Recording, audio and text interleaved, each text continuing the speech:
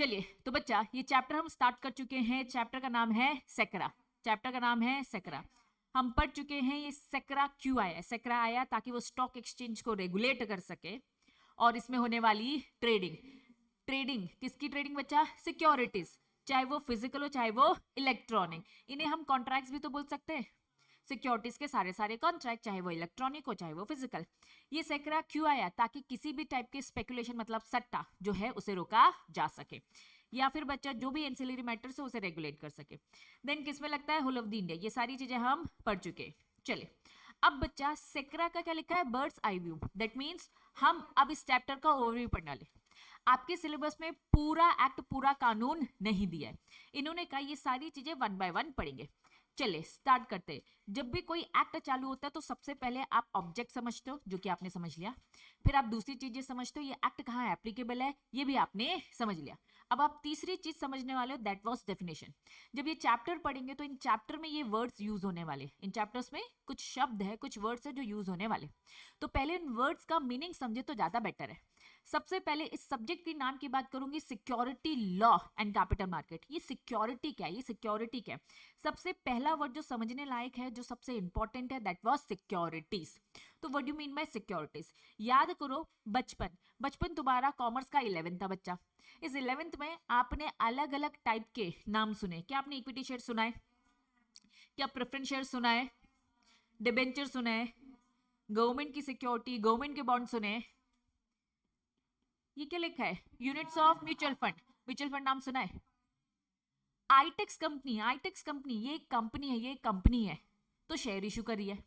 तो ऐसे ही mutual fund, mutual fund के लिए हम शेयर वर्ड यूज नहीं करते। क्या वर्ड यूज करते हैं? यूनिट। होता वो शेयर ही है, होता वो शेयर ही है। क्या ये बात समझ में आ रही है? तो म्यूचुअल फंड के लिए हम क्या यूज करते हैं बच्चा? यूनिट। लेकिन अगर मैं कॉन्सेप्ट की बात करूं तो वो है क्या बच्चा? शेयर्स है, जस्ट लाइक अ शेयर। मेरी आईटेक्स कंपनी है, आप मेरी कंपनी के मेंबर बनते हो तो मैं आपको क्या बोलती हूँ? शेयर होल्डर बनते हो और आपको दे देती हूँ शेयर्स। ऐसा ही होता है। अगर मान लो म्यूचुअल फंड है, आए दिन न्यूज या फिर बच्चा आप एड देखते रहते हो टीवी में, एसबीआई का म्यूचुअल फंड। एसबीआई का म्यूचुअल फंड एक कंपनी है। उन्होंने उन्होंने अपने शेयर्स दिए, लेकिन वहां पर शेयर वर्ड यूज नहीं करते, वहां पे क्या वर्ड यूज करते हैं? यूनिट। अब यूनिट्स खरीदने वाले को क्या बोलते हैं? Unit holder. शेयर खरीदने वाले को क्या बोलते हैं? Share holder. डिबेंचर खरीदने वाले को क्या बोलते हैं? डिबेंचर। यूनिट खरीदने वाले को क्या बोलेंगे? Unit holder. तो एक्चुअल में इन सबको एक साथ हम क्या बोलते हैं? सिक्योरिटीज। सिक्योरिटीज अलग अलग टाइप की होती है, सिक्योरिटीज अलग अलग टाइप की होती है। अब बचपन में पढ़ा है इक्विटी होल्डर मतलब भाई ओनर होता है, इसका पैसा लगता है। प्रेफरेंस, इसको प्रेफरेंस मिलती थी कुछ। डिबेंचर ये एक तरह की उधारी होती है जो कंपनी ने ली होती है, जो वापस करनी होती है। क्या बात समझ में आ रही है? तो इन सबको एक साथ, इन सबको एक साथ हम क्या बोलते हैं? सिक्योरिटीज। क्या ये बात समझ में आ गई? ये मैंने जनरल मीनिंग बताया, एक कॉन्सेप्ट बताया कि सिक्योरिटी। अब सब्जेक्ट का नाम सिक्योरिटीज लॉ है, मतलब ये लॉ किसको लेकर है? सारी सिक्योरिटी। तो जहां कहीं आएंगे सिक्योरिटी, सिक्योरिटीज में मतलब सबकी बात हो रही है। ये एक जनरल वर्ड है, ये एक ब्रॉडर वर्ड है। क्या ये बात समझ में आई? अब हम डेफिनेशन देखते हैं। डेफिनेशन ऑब्वियसली थोड़ी सी डिटेल में होगी, आ जाइए। What do you mean bye securities? पहला वर्ड, पहला वर्ड क्या लिखा है? शेयर्स। तो शेयर्स में इक्विटी भी आएंगे और प्रेफरेंस भी। शेयर्स लिखा है ना, तो शेयर्स के दो टाइप। उन्होंने क्या लिखा है? स्क्रिप्ट। स्क्रिप्ट मतलब इलेक्ट्रॉनिक शेयर्स। क्या ये बात समझ में आ रही है? सिक्योरिटी एक बहुत बड़ा वर्ड है, इसके अंदर क्या क्या आता है हम ये पढ़ रहे हैं। इसमें शेयर्स आते हैं, स्क्रिप्ट्स आते हैं, और क्या लिखा है? स्टॉक। स्टॉक मतलब बंच ऑफ शेयर्स, ठीक है। फिर क्या लिखा है? Bonds, debenture. फिर क्या लिखा है? डिबेंचर का भी स्टॉक मतलब बंच ऑफ डिबेंचर्स। फिर क्या लिखा है? और जो भी मार्केट में जो भी सिक्योरिटीज है, अदर मार्केटेबल सिक्योरिटीज, मतलब इसके अलावा भी थोड़ा बहुत नाम अगर आपने सुना हो तो एडीआर, जीडीआर नाम सुने, आईडीआर। इसके कॉन्सेप्ट में डिटेल में जाऊंगी, लेकिन मैं कह रही हूं और भी नाम होते हैं, और भी नाम होते जो मार्केट में बिकते, तो अदर मार्केटेबल सिक्योरिटीज। तो सिक्योरिटी जो वर्ड है इसके मीनिंग में क्या क्या आता है ये हमने देख लिया, ठीक है। हाँ बेटा, सब सब सब कुछ नहीं, ये एक सिमिलर वर्ड है, ये एक बस एक सिमिलर वर्ड है। डिक्शनरी पॉइंट ऑफ व्यू से एक और ऐड ऑन करना है, ठीक है। चलिए अब बच्चा ये सेकंड पॉइंट क्या लिखा है? डेरिवेटिव। फर्स्ट टाइम सुन रहे हो क्या? Derivative, very good. इसका खुद का कोई अस्तित्व नहीं होता है। ये किसी और पर डिपेंड करता है, ये किसी और पर डिपेंड करता है, जस्ट लाइक अ सट्टा। ठीक है, चलो क्रिकेट मैच की बात करते हैं। ठीक है, इंडिया जीतेगी पाकिस्तान जीतेगी, इंडिया जीतेगी पाकिस्तान, वी आर इंडियंस, तो हम क्या बोलेंगे, ऑब्वियसली इंडिया जीतेगी। लेकिन बच्चा जो सट्टा खेलने वाले लोग हैं, है ना, वो बहुत सारी चीजें ऑब्जर्व करते हैं। एक दूसरी कंट्री की अगर मैं बात करूँ तो दूसरी कंट्री में क्या चल रहा है कि भाई हमें लग रहा है इंडिया स्ट्रांग है, या फिर हमें क्या लग रहा है पाकिस्तान स्ट्रांग है, तो जो भी स्ट्रांग टीम होगी या फिर कोई भी गेसिंग होगी वो उस हिसाब से क्या करते हैं, पैसा लगाते हैं, सट्टा खेलते हैं, यही होता है। बच्चा इंडिया जीत जाएगी तो इतना, ठीक है, या फिर पाकिस्तान जीत जाएगी तो इतना, तो यही होता है। ठीक है, यही तो सट्टा है, ये तो सट्टा हमारे इंडिया में अलाउ नहीं है। इन्होंने कहा ये चीजें किसको लेकर हो रही है, शेयर्स को लेकर।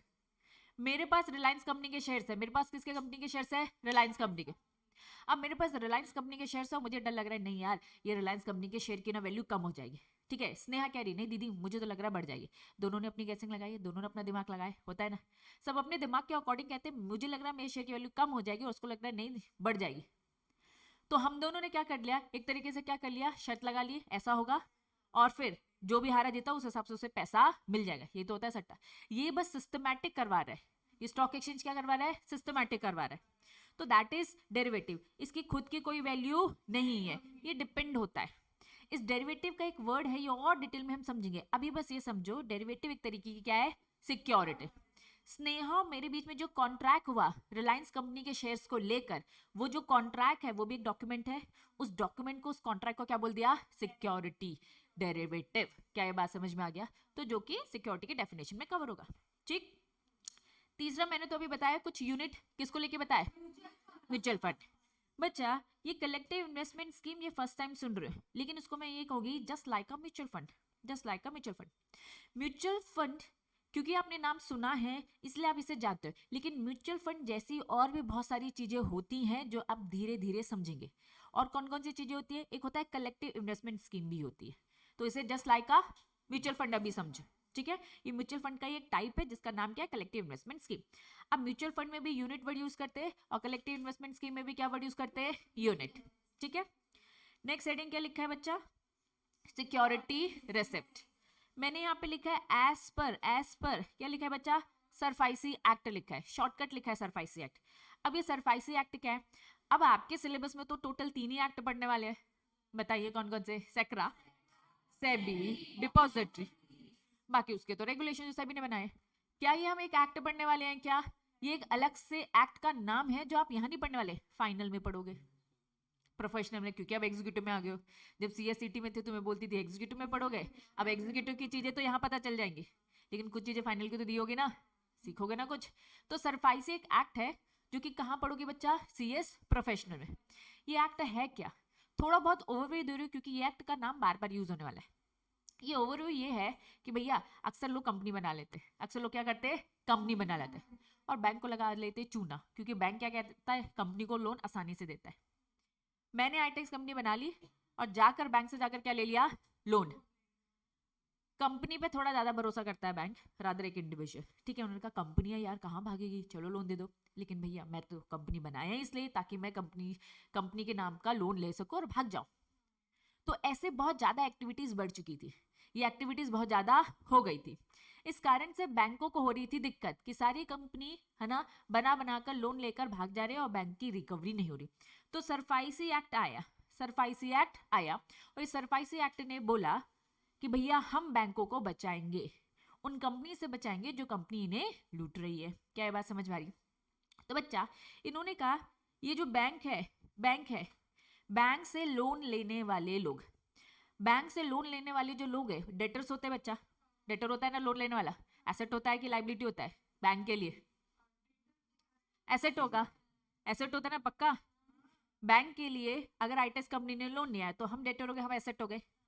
तो इन्होंने कहा जो ये हमारा एसेट है ना इसको एक नाम दे दिया एनपीए, इसको क्या नाम दे दिया, एनपीए, नॉन परफॉर्मिंग एसेट। ये डिफॉल्टर एसेट है, ये एसेट पैसे देने की इंटेंशन में तो नहीं है, बेड डेट हो जाएगा हमारा, है ना। तो यहाँ पे उन्होंने बोला कि ये नॉन परफॉर्मिंग एसेट जो हमें पैसे नहीं दे रहा है, पता चल जाता है भाई पहली इंस्टॉलमेंट आ गई, दूसरी आ गई, तीसरी नहीं आई, चौथी नहीं आई, पांचवी नहीं, डर लगने लगा होगा बैंक को। तो ये क्या करते हैं, अपने नॉन परफॉर्मिंग एसेट को बेच देते हैं एक दूसरी कंपनी को। किसको बेच देते हैं, एक बच्चा दूसरी कंपनी को। बैंक बोलता है सुनो ये डिफॉल्टर जो लोग हैं जो मुझे पैसे नहीं दे रहे मैं इसे बेच रहा हूं, एक काम करो, इनसे मुझे 1 करोड़ वसूल लेते। कितने करोड़? 1 करोड़ वसूल लेते, ठीक है। अब ये कंपनी कहेगा ठीक है मैं इनसे 1 करोड़ वसूल लूंगा, लेकिन मैं आपको दूंगा कितना? 80 लाख दूंगा, 20 लाख मेरा मुनाफा। समाज सेवा करने बैठा है क्या? धंधा कर रहा है भाई। तो 1 करोड़ इससे वसूलूंगा, लेकिन मैं आपको दूंगा कितना? 80। बैंक बोलता है भाई मुझे तो कुछ भी मिलने नहीं वाला, और मेरा काम थोड़ा वसूली का है, मेरा काम थोड़ा वसूली का। ये कंपनी क्या कह रही है? मेरा काम वसूली का है, मैं बस वसूलूंगा। Very very very good, factoring business, ठीक है। तो वसूली का काम है मेरा, मैं बैंकों से जा जाके नॉन परफॉर्मिंग एसेट खरीदता हूं और उनसे पूरा पैसा लेता हूं और बैंक को थोड़ा सा कम देता हूं, तभी तो उसका मुनाफा है, ठीक है। अगर पूरा 1 करोड़ निकाल लिया तो फायदा, नहीं निकाल पाए तो उसका नुकसान, ठीक। तो बैंक भी इससे बाकायदा बेच देता है। लेकिन ये कंपनी मार्केट में शेयर इशू करेगी, क्योंकि इस कंपनी को तो पैसे की जरूरत है, 1 करोड़ देना 80 लाख देना पड़ेगा ना बैंक को। तो ये कंपनी क्या करती है? मार्केट में शेयर इशू करती है। कौन सी कंपनी बच्चा? वसूल करने वाली कंपनी, वसूली कंपनी। तो इस कंपनी ने मार्केट में शेयर इशू किया और सारे के सारे इन्वेस्टर्स को बोला कि मेरा काम क्या है? वसूली करने का। हम क्या खरीदते हैं? हम बैंकों के नॉन परफॉर्मिंग एसेट खरीदते हैं। क्या ये बात समझ में आ रही? तो ये सरफाई एक्ट का पूरा कानून है, एप्लीकेबल है, प्रोफेशनल में और डिटेल में पढ़ोगे। मैंने यहाँ पे थोड़ा सा इंट्रो दिया, क्या ये बात समझ में? तो वसूली वाली कंपनी मार्केट में जो शेयर इशू करती है उसे हम क्या बोलते हैं? Security receipt. क्या ये बात समझ में आई? Security receipt. पढ़ क्या रहे? पढ़ क्या रहे? सिक्योरिटी वर्ड की डेफिनेशन। कौन सा वाला पॉइंट पढ़ रहे हैं? 4th वाला। सिक्योरिटी रिसिप्ट एज पर, ये वो सिक्योरिटी रिसिप्ट है जो कि सरफाइसी एक्ट में पढ़ेंगे। सिलेबस में ये एक्ट नहीं है, लेकिन बस इसका एक नाम दे रखा है, तो इस नाम का मैंने थोड़ा सा इंट्रोडक्शन आपको दे दिया। वसूली वाली कंपनी जब ये नॉन परफॉर्मिंग एसेट बैंक से खरीदती है और मार्केट में शेयर इशू करती है ताकि उसे पैसा मिल सके, उस टाइप की सिक्योरिटी का नाम क्या होता है? Security receipt. क्या ये बात समझ में आई? और ये जो सरफाइसी एक्ट का ये फुल फॉर्म लिखा है, ये लिखा है ना, securitisation, reconstruction, financial asset enforcement security interest act, ये पूरा मैंने शॉर्टकट बनाया है, सरफाइसी एक्ट। ये इसका है पूरा का पूरा नाम। फाइनल में बहुत डिटेल में पढ़ेंगे। एस रिप्रेजेंट करता है securitisation, R reconstruction, F financial asset और सिक्योरिटी इंटरेस्ट एनफोर्समेंट खा गए वो, ठीक है। तो ये शॉर्टकट है, कॉन्सेप्ट समझ में आया? पक्का? पहला, दूसरा, तीसरा, चौथा। चलिए 5th क्या बोल दिया? समझा चुकी हूँ। Mutual fund scheme. स्कीम मिलती जुलती एक स्कीम थी ऊपर, क्या थी? Collective investment scheme, just like a mutual fund, ठीक है। अभी डिफरेंस मत समझना, क्योंकि अलग अलग 2 चैप्टर पढ़ेंगे, म्यूचुअल फंड की डिटेल गहराई पढ़ेंगे और कलेक्टिव इन्वेस्टमेंट स्कीम। अभी समझो दोनों एक जैसे, ठीक है। नेक्स्ट किसकी unit? Pool investment vehicle. Mutual fund के जैसे और भी चीजें एग्जिस्ट करती है, म्यूचुअल फंड, कलेक्टिव इन्वेस्टमेंट और अदर्स। ये उन अदर्स की बात कर रहा है, ये उन अदर्स की बात करता है। इनमें हम शेयर वर्ड यूज नहीं करते, रादर क्या वर्ड यूज करते हैं? यूनिट्स। जिसने यूनिट खरीद ली उसे हम क्या बोलते हैं? Unit holder. कोऑपरेटिव सोसाइटी नहीं होगा, बताऊंगी मैं, ठीक है। चलिए देन बच्चा 7th वाले पॉइंट को थोड़ा सा होल्ड, थोड़ा सा होल्ड, नीचे आ जाओ। क्या लिखा है? Government securities. सरकार भी तो पैसे की जरूरत आएगा उनको, तो वो भी मार्केट में इशू करेगी।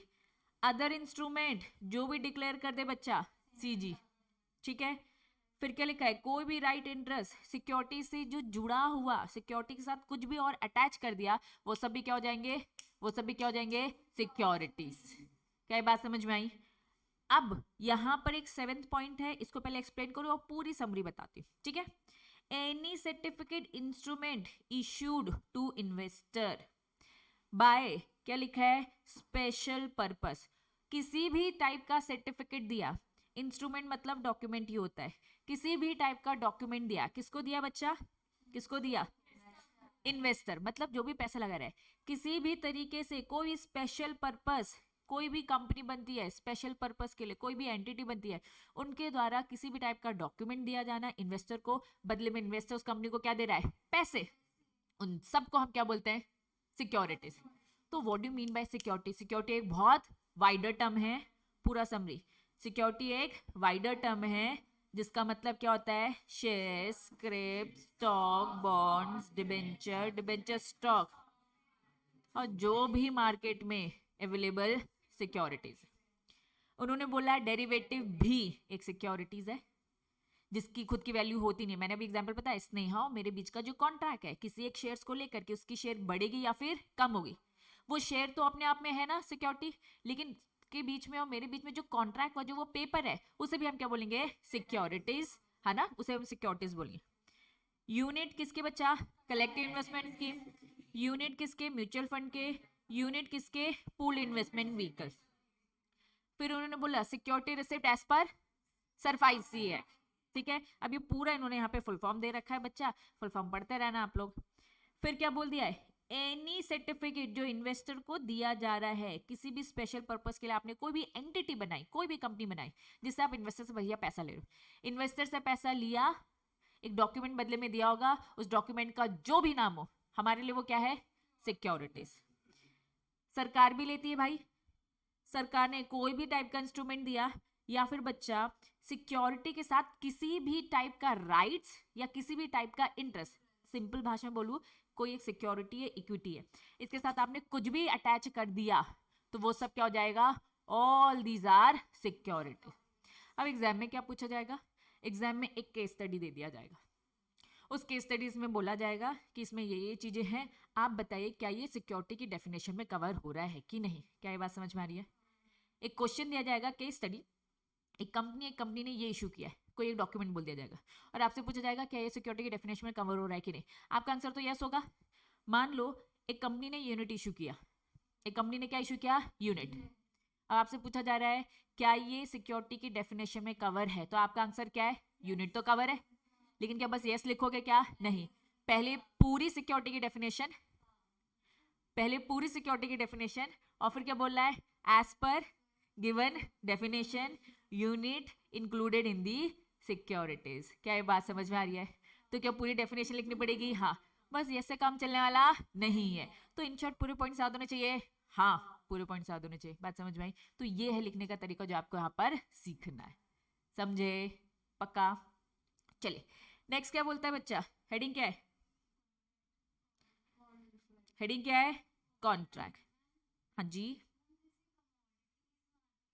बच्चा, हेडिंग क्या लिखी है, नेक्स्ट डेफिनेशन कॉन्ट्रैक्ट। जहां कहीं भी इस चैप्टर में कॉन्ट्रैक्ट आएगा, इसका मतलब कॉन्ट्रैक्ट से मतलब क्या, परचेज और सेल क्या कर रहे हैं बच्चा, सिक्योरिटीज, यही है ना। तो what do you mean bye contract, जो भी ट्रेडिंग कर रहे थे, मैं मानसी से शेयर्स खरीद रही हूँ, मानसी मुझे शेयर्स बेच रही है, तो हम एक तरीके से बिजनेस कर रहे, ट्रेडिंग कर रहे, लेकिन ये ट्रेडिंग बिना कॉन्ट्रैक्ट के हो रहा है क्या, ये सब क्या है, कॉन्ट्रैक्ट। तो कॉन्ट्रैक्ट मतलब क्या, परचेज और सेल ऑफ सिक्योरिटीज। समझ में आ गया। तो दो डेफिनेशन हमने समझ ली, ठीक है। लेकिन कभी भी ऐसे कॉन्ट्रैक्ट की डेफिनेशन आपसे एग्जाम में पूछी नहीं जाएगी, ये बस कॉन्सेप्ट इंक्रीज करने के लिए। लेकिन क्या सिक्योरिटीज की पूछी जाएगी, हाँ इनडायरेक्टली, कभी नहीं बोला जाएगा सिक्योरिटी को डिफाइन करो। एक केस दिया जाएगा और पूछा जाएगा क्या कवर है कि नहीं, तो आप बोलोगे हाँ कवर है, प्रूफ में क्या बताओगे, ये पूरी की पूरी डेफिनेशन, देखो इस डेफिनेशन में खुद बोल रखा है सेकरा ने। बात समझ में आई। सेवेंथ वाले को बस लिखना है, any certificate to investor, any certificate to investor by the issuer, issuer कौन होती है, इशू करने वाली कंपनी, ठीक है, by the company for the special purpose, बस जितना मार्क है, हाँ बाकी कुछ नहीं। नेक्स्ट चलेंगे, हेडिंग बताओ, स्पॉट डिलीवरी कॉन्ट्रैक्ट। कॉन्ट्रैक्ट समझ में आ गया, खरीदना बेचना ना, कॉन्ट्रैक्ट मतलब खरीदना बेचना। अब क्या लिखा, स्पॉट डिलीवरी। थोड़ा सा रुक जाइए, ये बोरिंग तरीका है आपके मॉड्यूल का, थोड़ा सा इंटरेस्टिंग तरीका पहले समझेंगे और टाइम दूंगे। अब कॉन्ट्रैक्ट हो रहा है मतलब कुछ खरीद बेच रहे हो, शेयर्स, सिक्योरिटीज खरीद बेच रहे हो ना। अगर आप सिक्योरिटीज को खरीद बेच रहे हो, या तो आप फिजिकली खरीद बेच रहे हो या तो आप इलेक्ट्रॉनिक। तो दो पॉइंट्स आपको समझ में आ जाने चाहिए। अगर हम कह रहे हैं कि कॉन्ट्रैक्ट, नाम फिर से देखो, कॉन्ट्रैक्ट स्पॉट डिलीवरी, हम बोल रहे ना ऑन स्पॉट खरीद लिया, ऑन स्पॉट खरीद लिया मतलब तुरंत, कॉन्ट्रैक्ट समझ में आ गया, ऑन स्पॉट कॉन्ट्रैक्ट है। तो ऑन स्पॉट कॉन्ट्रैक्ट कब हम फिजिकली मानेंगे और कब हम इलेक्ट्रॉनिक। चलिए फिजिकल की बात करें, इन्होंने कहा ऑन स्पॉट तब मानेंगे जब आपने एक्चुअली में डिलीवरी कर दी सिक्योरिटीज की। मेरे पास एक शेयर्स है, सर्टिफिकेट है, सर्टिफिकेट है, ये सर्टिफिकेट मैंने प्रशंसा को दिया, तो इसका मतलब क्या किया मैंने, एक्चुअल डिलीवरी दे दी और इसने बदले में मुझे क्या दिया होगा। कब हम मानेंगे स्पॉट डिलीवरी कॉन्ट्रैक्ट हो गया, तुरंत कॉन्ट्रैक्ट हो गया, हम कब मानेंगे, जब मैं एक ही साथ तुरंत मैं क्या कर रही हूँ, शेयर सर्टिफिकेट दे रही हूँ, बदले में से मुझे क्या दिया, पेमेंट। सेम डे हुआ ये, आज ही क्या आज हुआ है, same day on the date of the contract, आज वो दिन है जिस दिन हमने कॉन्ट्रैक्ट किया है, सेम डे ही मैंने इसको सर्टिफिकेट दिया और इसने तुरंत के तुरंत मुझे पैसा दिया, तो इसे हम स्पॉट डिलीवरी बोलेंगे। या फिर बच्चा और लिखा है, या तो मैंने क्या किया, आज दिया और उसने पेमेंट मुझे कब दी, कल दी, इसे भी क्या बोलेंगे, स्पॉट डिलीवरी। 10 दिन बाद दिया, 20 दिन बाद दिया, क्या स्पॉट डिलीवरी है, क्या नहीं। तो what do mean by spot delivery contract, spot delivery contract मतलब कि शेयर सर्टिफिकेट आज ही के आज दी और पेमेंट भी आज ही के आज, या फिर ये आज नहीं हुआ तो कब हुआ बच्चा, कल हुआ। तो आज और कल दोनों दिन को मिलाकर हम बोलेंगे कि हाँ ये फिजिकल शेयर्स की क्या हुई है बच्चा, स्पॉट डिलीवरी कॉन्ट्रैक्ट हुआ। फिजिकल समझ में,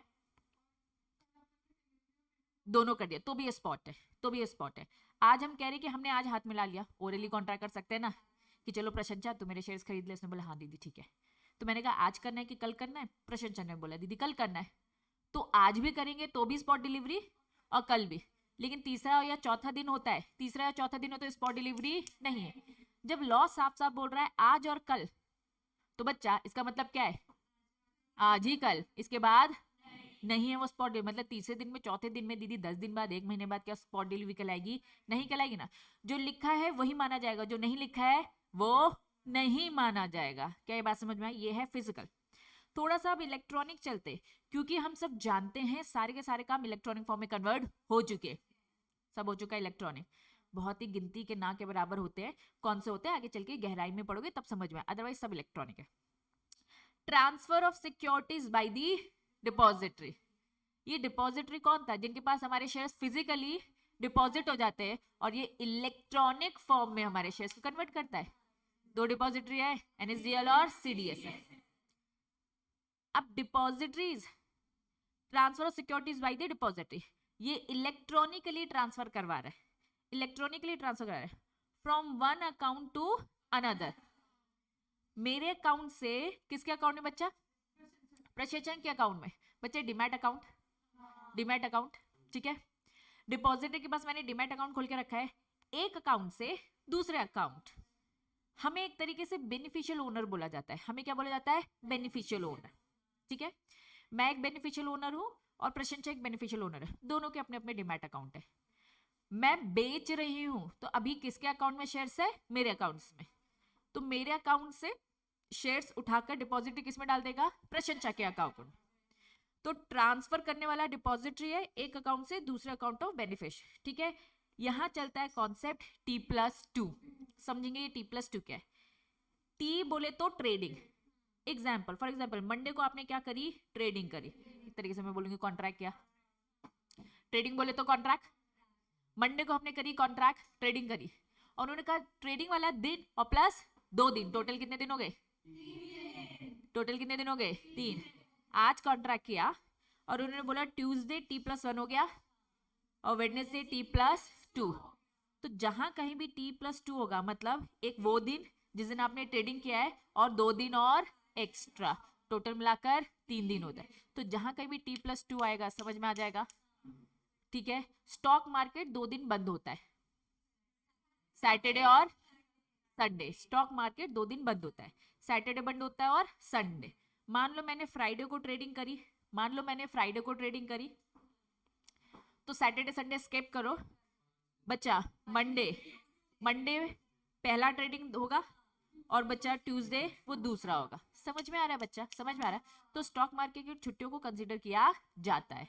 वापस पढ़ क्या रहे हैं, स्पॉट डिलीवरी कॉन्ट्रैक्ट कॉन्सेप्ट। इन्होंने कहा स्पॉट डिलीवरी कॉन्ट्रैक्ट कब बोलते हैं, हम तब बोलते हैं जब क्या होता है बच्चा, ऑन स्पॉट आप कॉन्ट्रैक्ट करो, ऑन स्पॉट कॉन्ट्रैक्ट तब बोलते हैं। फिजिकली उन्होंने क्या बोल दिया, जब आप क्या करोगे, वापस। तो बच्चा फिजिकल और इलेक्ट्रॉनिक की बात कर रही हूँ, फिजिकल इलेक्ट्रॉनिक की बात कर रही हूँ। तो बच्चा आपने अच्छे प्रेजेंटेशन में पढ़ लिया है, अब आ जाओ आपका मॉड्यूल का बोरिंग प्रेजेंटेशन, ध्यान देंगे। एक्चुअल डिलीवरी, पहला वाला पॉइंट क्या है, फिजिकल, दूसरा क्या बच्चा, electronic. Actual delivery of securities और साथ में क्या बोल दिया, payment of price on the same day जिस दिन कॉन्ट्रैक्ट हुआ या फिर नेक्स्ट डे। बच्चा एक्चुअल पीरियड पहले बताओ, यहां तक समझ में आ गया। अब मैंने यहाँ से ब्रैकेट चालू कर दिया है, इन्होंने बोल दिया मान लो बच्चा हम लोग प्रशांत चौर में आसपास नहीं रहते, अब आसपास रहते मेरे सामने ही खड़ी तो मैंने सर्टिफिकेट दिया, इसने पेमेंट हाथ में दे दिया। मान लो बच्चा दूर दूर रहते, ठीक है, मैं एमपी में यूपी में, मुझे फिजिकल पहुंचाना है इसको, तो अब पोस्ट ऑफिस की हेल्प से पहुंचाऊंगी। इन्होंने बोला actual period dispatch of security remittance of money, dispatch मतलब मैंने शेयर्स दिए, डिस्पैच किए अपनी तरफ से पोस्ट किए, ये भी तो पैसे मुझे देगी। रेमिटेंस मतलब सेंड करना, रेमिटेंस मतलब सेंड करना, मुझे इसने पैसे ट्रांसफर किए मनी। ये सारे काम किसके थ्रू हो रहे, थ्रू पोस्ट। लेकिन पोस्ट ऑफिस की अपनी एक टाइमिंग होती है भैया, स्पीड पोस्ट में भी ज्यादा वो बोल देता है भैया 4 दिन लगेंगे, हो सकता है ना। उन्होंने बोला ये पोस्ट ऑफिस जो टाइम है ना, इसे हम क्या करेंगे, एक्सक्लूड कर देंगे। हमने पढ़ा फिजिकली हम तब मानेंगे ऑन स्पॉट डिलीवरी बॉय आज या फिर कल, आज या फिर कल, यही बोला ना। लेकिन बच्चा ये 2 दिन दिए, मतलब आज का दिया और कल का दिया है, लेकिन पोस्ट ऑफिस ने 4 दिन लगा दिया, तो इन 4 दिनों को हम क्या मानेंगे, एक्सक्लूड कर देंगे। मैंने आज सेंड किया, पहुंचने में आज सेंड किया, पहले दिन सेंड किया, दूसरा तीसरा चौथा दिन, 3 दिन लगे पोस्ट ऑफिस में। कितने दिन लगे बच्चा, 3 दिन। इसको पहुंचा कब बच्चा, 5th को। तो इसने अब बच्चा मुझे पेमेंट करी, ठीक है, इसने मुझे पेमेंट करी बच्चा। तो इन्होंने कहा ये 2 ही दिन मानेंगे हम, पहला वाला तारीख मानेंगे और 5वां वाला तारीख मानेंगे। ये 2, 3, 4 को हम कंसीडर नहीं करेंगे, एक्सक्लूड कर देंगे, क्योंकि ये पोस्ट ऑफिस के कारण डिले हुआ है। क्या ये बात समझ में आ गई? तो इसे भी हम ऑन स्पॉट डिलीवरी कॉन्ट्रैक्ट मानेंगे, स्पॉट डिलीवरी कॉन्ट्रैक्ट मानेंगे। कॉन्सेप्ट क्लियर हुआ? अब पैसे भेजने में, रुक जाओ, पैसे भेजने में भी टाइम लगा। इसने 6 तारीख को भेजा, 7 तारीख को भेजा, 8 तारीख, तो हम ये माने कि यार ये इस दिन तो इसने भेजा है, पहुंचा, ठीक है। और पेमेंट का मोड क्या रखा है, ऑनलाइन भेजा तो तुरंत आ गया, तो पहला और 5वां खत्म। लेकिन अगर उन्होंने बोला फिर से पोस्ट ऑफिस से भेजा, पुराने कॉन्सेप्ट चलते थे, मनी ऑर्डर फॉर्म वगैरह चलते थे, आज की डेट में सब खत्म हो चुका है बच्चा। तो उन्होंने कहा पोस्ट ऑफिस में जितना टाइम लगेगा उन सारी चीजों को हम एक्सक्लूड करेंगे, बाकी टाइम को हम कंसीडर करेंगे आज और कल में। क्या ये बात समझ में आ गई? पक्का? लेकिन बच्चा आज के टाइम पे इतनी लंबी चौड़ी प्रोसेस कोई नहीं करने वाला यार, डिमैट हो गया भाई। तो एक्चुअली में आज क्या चलता है, इलेक्ट्रॉनिक। तो what do you mean bye electronic? Transfer security bye the depository, beneficial owner of the another beneficial owner by the depository। अब कंफ्यूजन ये, बेनिफिशियल ओनर कौन होता है, चलिए थोड़ा सा और डिटेल में जाएंगे। एक तरफ सेलर है, एक तरफ बायर है, एक तरफ मैं हूं, एक तरफ प्रशंसा है। बच्चा ये पूरे काम कहाँ हो रहे, स्टॉक एक्सचेंज के थ्रू, डिमैट फॉर्म में हो रहे। स्टॉक एक्सचेंज है ये 2, आपकी मर्जी, बॉम्बे स्टॉक एक्सचेंज में करना है, नेशनल स्टॉक एक्सचेंज में, सब तुरंत होता है। T+2 का कॉन्सेप्ट है। कौन सा कॉन्सेप्ट है? T+2, दिस इन ट्रेडिंग भी, और उसके 2 दिन और। इन्होंने कहा भैया ब्रोकर के थ्रू होता है, लेकिन टेक्निकली इनका नाम क्या होता है, डिपॉजिटरी पार्टिसिपेंट। इन्होंने डिपॉजिटरी बोला, लेकिन डिपॉजिटरी इंडिया में तो टोटल कितने हैं, 2 है। ये अपने एजेंट के थ्रू ये काम करता है, उस एजेंट को हम क्या बोलते हैं, उस एजेंट को क्या बोलते हैं, डिपॉजिटरी पार्टिसिपेंट। क्या ये बात समझ में आई? तो ये जो सेलर है ये डिपॉजिटरी पार्टिसिपेंट के पास क्या खुलाता है बच्चा, अपना डीमैट अकाउंट, ठीक है। अब इसने भी तो खुलवाया होगा, इसने भी खुलाया होगा डीमैट। तो भैया इसका डिपॉजिटरी और इसके डिपॉजिटरी आपस में काम कर रहे हैं फटाफट। ये बस ऐसा ही है, 2 अलग अलग बैंक में हमारे अकाउंट है यार। मैं तुम्हारे अकाउंट में पैसे भेजती हूँ ना, तो तुम्हारी जगह कौन रिसीव करता है, तुम्हारा बैंक। तुम मुझे भेजोगे तो मेरे बदले में कौन रिसीव करेगा, मेरा बैंक। तो 2 बैंक है। तो ये डिपॉजिटरी पार्टिसिपेंट एजेंट है, डीमैट अकाउंट है ना। तो एक्चुअल में ये पैसा लेना देना तो भैया कौन कर रहा है, डीपी कर रहा है, डिपॉजिटरी पार्टिसिपेंट। तो हम उसके रियल मालिक है, बैंक मेरा है, अकाउंट मेरा, बैंक की मालिक नहीं हूं मैं, लेकिन उस अकाउंट की तो मालिक हूं। तो मैं बेनिफिशियल कहलाता हूं, जिसको उस अकाउंट से क्या मिलने वाला है, बेनिफिट। तो इसीलिए क्या लिखा है, बेनिफिशियल ओनर, वो जो डीमैट अकाउंट है उसका मालिक। तो एक बेनिफिशियल ओनर के अकाउंट से दूसरे बेनिफिशियल ओनर की बात हो रही है। बात समझ में आ गई? Spot delivery contract, simple contract समझ में आया, स्पॉट समझ में आया, सिक्योरिटी समझ में आया। नेक्स्ट हेडिंग देखो। हाँ नहीं, स्पॉट मैं कह रही हूँ पोस्ट ऑफिस में जितना टाइम लगे, क्योंकि आपकी गलती नहीं है, हाँ आपने डिले किया तो फिर स्पॉट नहीं बोलेंगे, तो नहीं बोलेंगे, ठीक है। Next concept, very very very important concept. जैसे सिक्योरिटी बहुत इंपॉर्टेंट है, सिक्योरिटी वर्ड का मीनिंग बहुत इंपॉर्टेंट है, ऐसे ही क्या बच्चा, स्टॉक एक्सचेंज। चलिए स्टॉक एक्सचेंज होता क्या है, दो स्टॉक एक्सचेंज तो जानते हो, क्या है वो, मैंने शॉर्ट में तो बता दिया, तो एक कंपनी है भाई, लेकिन क्या शुरुआत से कंपनी थी क्या, नहीं, ये शुरुआत से कंपनी नहीं थी। इसकी ए और बी एक डेफिनेशन है, ये डेफिनेशन भी इंपॉर्टेंट है, एग्जाम में घुमा फिरा के पूछा जाएगा, पहले आपको डेफिनेशन ही देनी पड़ेगी, ठीक है। इसको समझने के लिए इसका जो ए पॉइंट है प्रेजेंटेशन वाइज, ये ए और ये बी है, ठीक है। इसको भी थोड़ा सा और डिटेल में, पहले आपको थोड़ी सी हिस्ट्री में जाना पड़ेगा। जो स्टॉक एक्सचेंज है, ये एक जमाने में पहले क्या होता था बच्चा, एओपी होता था, बीओआई। ये एओपी बीओआई होता क्या है समझेंगे। बीओआई मतलब क्या होता है, body of individual, body of individual. AOP, AOP मतलब association of person, association of person, समझेंगे दोनों में डिफरेंस भी। एसोसिएशन ऑफ पर्सन बोलो या फिर बॉडी ऑफ इंडिविजुअल बोलो, बच्चा समझो, जहां कहीं भी इंडिविजुअल होगा तो मतलब इंसान, जहां कहीं भी इंडिविजुअल का मतलब इंसान की बात हो रही है, इंसान मतलब ह्यूमन बीइंग, हम लोग की बात हो रही है, ठीक है। हम चार लोगों ने बिजनेस चालू किया, हम चार लोगों ने क्या किया, बिजनेस चालू किया, हम चारों का ग्रुप है, तो हमने क्या बोल दिया है, ये क्या है, बॉडी ऑफ इंडिविजुअल, सब इंसान है। अब रिलायंस कंपनी ने बोला यार तुम लोग का बिजनेस बहुत अच्छा लग रहा है, मैं भी आ जाता हूं, तो हम चार दोस्त और एक कंपनी, रिलायंस कंपनी। तो बच्चा इंडिविजुअल को क्या बोलते हैं, इंसान, लेकिन क्या सारे इंसान है क्या, अब सारे इंसान है क्या, तो अब ये ग्रुप क्या है जिसमें इंसान भी और आर्टिफिशियल बॉडी भी है, आर्टिफिशियल बॉडी भी है, तो इसे हम क्या बोलते हैं, एसोसिएशन ऑफ पर्सन। पर्सन में कौन आता है, इंसान भी आ जाता है और आर्टिफिशियल, आर्टिफिशियल बॉडी मतलब पर्सन भी आता है। तो जहां कहीं भी एसोसिएशन ऑफ पर्सन और बॉडी ऑफ इंडिविजुअल होगा, समझ में आ जाएगा, बॉडी ऑफ इंडिविजुअल मतलब सारे के सारे इंसानों का ग्रुप है, एसोसिएशन ऑफ पर्सन मतलब इंसान भी है, आर्टिफिशियल बॉडी भी है। वो आर्टिफिशियल बॉडी कोई भी हो सकती है, मैंने कंपनी का एग्जांपल लिया, फर्म भी तो हो सकती है, फर्म भी तो हो सकती है, क्लियर है। चलिए, तो स्टॉक एक्सचेंज क्या शुरू से कंपनी थी, नहीं। आज बॉम्बे स्टॉक एक्सचेंज आप सुनते हो, आज आप नेशनल स्टॉक एक्सचेंज सुनते हो कि ये एक कंपनी है, ठीक है, लेकिन ये स्टार्टिंग से कंपनी नहीं थी, छोटा बिजनेस इन्होंने स्टार्ट किया था, ठीक है।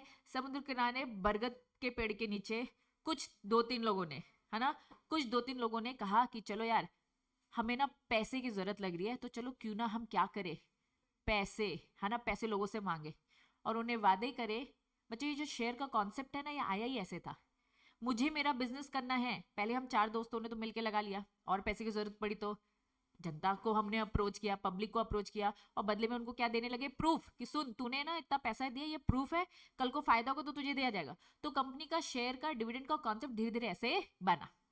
तो स्टॉक एक्सचेंज फिर एक मार्केट बन गया, लोगों को लगा यार कि हमारी तो रीच है नहीं, स्टॉक मार्केट हम लोगों से आकर बात करने, वो चार दोस्तों से आकर बात करने लगे कि भाई तुम लोग हमें पैसे दिलवा दो। तो वो धीरे धीरे क्या करने लगे बच्चा, एक सिस्टम डेवलप होता गया। तो ये जो काम चालू हुआ वो एक नॉर्मल कंपनी नहीं बने, ये लोग स्टार्टिंग से कंपनी नहीं थी, इन्होंने अपना एक बिजनेस चालू किया। अब आप आज की डेट में स्टॉक एक्सचेंज समझते, स्टॉक एक्सचेंज में ब्रोकर तो है ही, ये पूरे काम करवा रहा है बच्चा, वो चार दोस्त मालिक तो है ही, उसी में एक दोस्त क्या करवा रहा है, ब्रोकर का काम करवा रहा है, वही ओनर है। उसी में एक होगा जो बोर्ड ऑफ डायरेक्टर जैसा काम कर रहा होगा, मेन डिसीजन ले रहा होगा। उसी में होंगे अंदर के लोग जो एम्प्लॉइज काम कर रहे होंगे, उसी में कोई रिपोर्टिंग कर रहा होगा, उसी में एक लोअर वर्कमैन जैसा काम कर रहा होगा, और उसी में कोई होगा जो डिसीजन मेकिंग कर रहा होगा।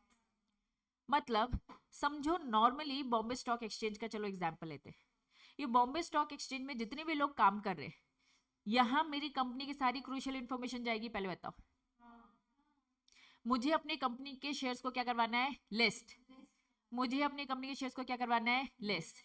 तो अगर मुझे लिस्ट करवाना है तो भैया वो स्टॉक एक्सचेंज मुझसे सारी इंफॉर्मेशन मांगेगा। अब स्टॉक एक्सचेंज में बैठा ब्रोकर को मेरी इंफॉर्मेशन पता चल गई, अब वो ब्रोकर है, दूसरे इन्वेस्टर को इंफॉर्मेशन लीक कर देगा कि भाई सुन ये कंपनी आई है लिस्ट होने, इसके शेयर जल्द आने वाले, लीक हो जाएगी इंफॉर्मेशन। मालिक भी वही है, ब्रोकर भी वही है, बोर्ड ऑफ डायरेक्टर, एम्प्लॉय, सबके पास मेरी इंफॉर्मेशन चलेगी। There is a chance of insider trading, insider trading मतलब इसके पास हमारी कंपनी की क्रूशियल इंफॉर्मेशन है, अब ये इंफॉर्मेशन बाहर लीक हो जाएगी। स्टॉक मार्केट अपना काम अच्छे से कर रहा है कि नहीं कर रहा है, इसलिए तो सेक्रा आया। तो स्टॉक एक्सचेंज के अंदर कंपनी की सारी इंपॉर्टेंट इंफॉर्मेशन चलेगी, अब ये इंफॉर्मेशन कहीं भी लीक हो सकती है। तो एक्चुअली में सेक्रा ने बोला कि भैया सब लोग अगर सारे काम करेंगे, सारे के सारे लोग सारे काम करेंगे, तो क्या चांस है इनसाइडर ट्रेडिंग होने का। तो सिस्टमैटिकली तरीके से अगर आपको चलाना है किसको, एओपी को, बीआईओ को, तो इट्स रिक्वायर्ड हमें इसको थोड़ा सा कन्वर्ट करना पड़ेगा। इन्होंने कहा सबसे पहले इसे कन्वर्ट करो, किसमें कन्वर्ट करो, कंपनी में। सबसे पहले इसको किसमें कन्वर्ट करो, कंपनी में। देन उसके बाद सारे मेंबर्स को क्या करो, डी म्यूचुअल। सबसे पहले म्यूचुअल वर्ड का मतलब बताओ, मिलकर काम करना, मिलकर काम करना, भरोसा, है ना। ये लोग एक दूसरे पे भरोसा कर रहे थे और क्या कर रहे थे, मिलकर काम कर रहे थे। लेकिन कंपनी को कैसे भरोसा आएगा, कंपनी को कैसे भरोसा आएगा। तो एक्चुअल में जो मिलकर काम कर रहे थे इनको क्या बोल दिया कि सारे के सारे आप मेंबर मिलकर काम नहीं करेंगे, तो दैट वाज डी म्यूचुअल। सबके कामों को अलग अलग कर दिया और काम डिसाइड कर दिया। कैसे बताऊंगी, पहले मुझे बताओ, क्योंकि इनसाइडर ट्रेडिंग के चांसेस है, टाटा कंपनी के पूरी इंफॉर्मेशन, रिलायंस कंपनी की पूरी इंफॉर्मेशन, एमआरएफ की पूरी इंफॉर्मेशन क्या स्टॉक एक्सचेंज के पास नहीं है? है। क्या लीक हो सकती है। तो अब इन्होंने क्या बोला, सेक्रेटरी ने क्या बोला कि भैया सुनो, क्या करना पड़ेगा आपको, पहले आप ऐसे काम नहीं कर सकते, सिस्टमैटिक तरीके से काम ही नहीं करोगे, कंपनी मरोगे तो सिस्टमैटिक काम करने लगोगे। तो सबसे पहले कंपनी में कन्वर्ट हो जाओ और दूसरा अपने सारे मेंबर्स का जो काम है वो डीम्यूचुअल कर दो। ठीक है। दो इंपॉर्टेंट वर्ड बार बार इस चैप्टर में पढ़ोगे, दैट वाज कॉर्पोरेटाइजेशन और डीम्यूचुअलाइजेशन। कॉर्पोरेटाइजेशन मतलब एओपी और बीआईओ जो था, स्टॉक एक्सचेंज जो काम कर रहा था, उसे किसमें कन्वर्ट करो। तो जहां कहीं भी आपको दिखेगा कॉर्पोरेटाइजेशन मतलब कन्वर्टेड इनटू कंपनी, जहां कहीं आपको दिखेगा डीम्यूचुअलाइजेशन तो उनकी मेंबर्स की बात हो रही है। उनकी किसकी बात हो रही है? मेंबर्स की बात हो रही है। उन मेंबर्स को बोला भाई हमने तुम्हारे काम को अलग अलग कर दिया है, हमने तुम्हारे काम को अलग अलग कर दिया है। इन सारे मेंबर्स का काम डिवाइड, कुछ मेंबर्स क्या बन जाएंगे, मैनेजमेंट का पार्ट होगा, कुछ मेंबर्स ओनर बनेंगे। मैनेजमेंट का जिसके पास पार्ट होगा, मतलब मैनेजमेंट मतलब इट्स ऑल अबाउट कंपनी की इंपॉर्टेंट इन्फॉर्मेशन इनके पास आएगी और ये इन्फॉर्मेशन अब लीक नहीं होगी। दीवार खड़ी कर दी दोनों के बीच में, ये भी मेंबर है, ये भी मेंबर है, दोनों मेंबर है, लेकिन अब दोनों के काम अलग अलग है। एक टाइप के मेंबर को बोला तुम्हारा बस मैनेजमेंट है, उन्हें हम क्या बोलते हैं, गवर्निंग बॉडी, उसे हम क्या बोलेंगे, गवर्निंग बॉडी। अब इस पूरे चैप्टर में जहां कहीं भी गवर्निंग बॉडी आएगा तो समझ जाना वो कंपनी के क्या है। कंपनी भी कौन सी, स्टॉक एक्सचेंज, कौन सा, बॉम्बे स्टॉक एक्सचेंज और नेशनल स्टॉक एक्सचेंज। इसके अलावा और जो भी, बॉम्बे स्टॉक एक्सचेंज में मेंबर्स बैठे हैं जो कि मैनेजमेंट का काम कर रहे हैं, जिन्हें हम क्या बोलते हैं, गवर्निंग बॉडी। अगर मैं एक नॉर्मल कंपनी की बात करूं, मैं अगर एक नॉर्मल कंपनी की बात करूं तो नॉर्मल कंपनी में एक मैनेजमेंट पोर्शन होता है जिसे हम बोलते हैं बोर्ड ऑफ डायरेक्ट। एक होते हैं ओनर जिन्हें हम क्या बोलते हैं, क्या शेयर होल्डर बोलते हैं। तो बच्चा इन्होंने बोला कुछ लोग जाएंगे किस कैटेगरी में, कुछ मेंबर्स किस कैटेगरी में जाएंगे, मैनेजमेंट की कैटेगरी में, जिन्हें हम इस चैप्टर में board of director word use नहीं करेंगे। स्टॉक एक्सचेंज में वो है बोर्ड ऑफ डायरेक्टर ही, लेकिन टर्म जो यूज होगी वो क्या होगी, गवर्निंग बॉडी, लेकिन काम क्या है उसका, बोर्ड ऑफ डायरेक्टर वाला। बस क्योंकि ये एक्ट कौन सा है, सेक्रा।